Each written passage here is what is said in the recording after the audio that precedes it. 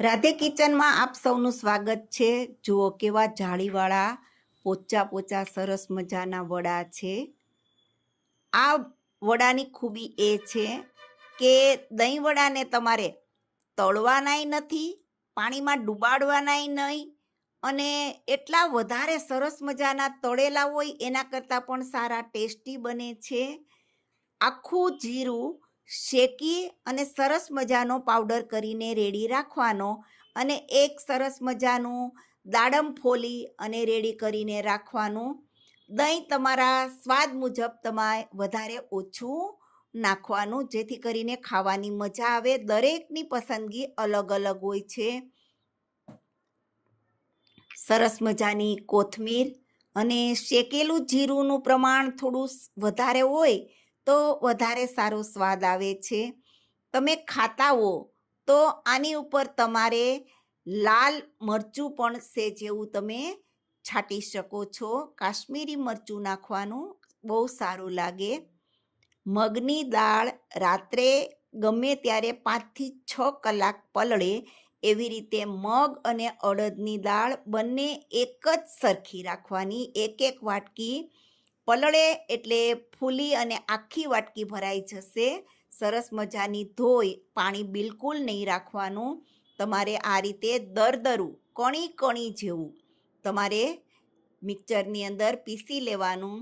એવું લાગે તો તમે 2 થી 4 ચમચી પાણી નાખી શકો છો। મેં અહીંયા બિલકુલ પાણી નથી નાખ્યું, હું પછી ઉપરથી જારમાં સેજ એવું પાણી નાખી અને મિક્સ કરી લઈશ। દાળ રાત્રે પલાળી રાખો અને દાડમ ફોલી રાખો, અને જીરું તમે શેકી અને દળીને એક ડબ્બી ભરી રાખો એટલે ફટાફટ બની જાય।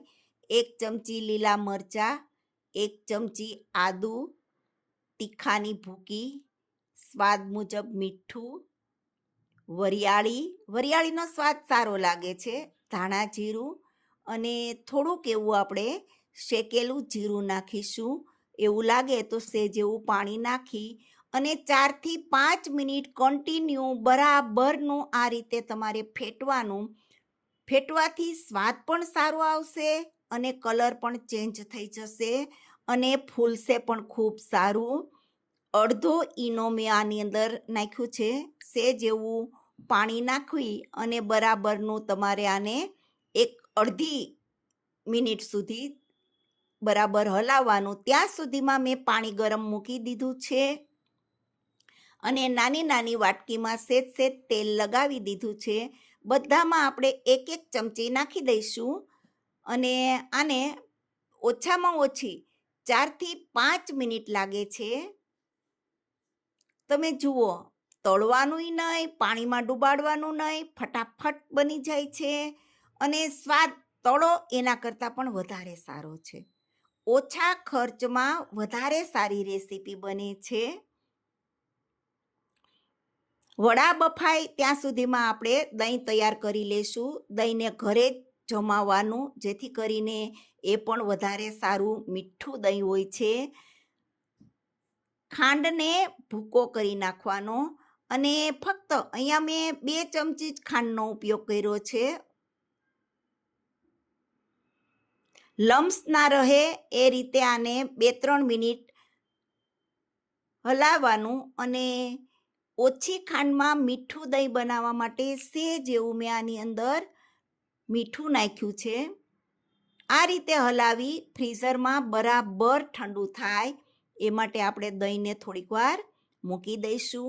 ત્યાં સુધીમાં વડા બફાઈ ગયા અને આરામથી ગરમ ગરમ વડા નીકળી જાય છે। જુઓ, મેં 1 ચમચી થોડુંક જ મૂક્યું હતું, છતાં સરસ મજાનું ફૂલી પોચા રૂ જેવા દહીં વડા બની જાય છે।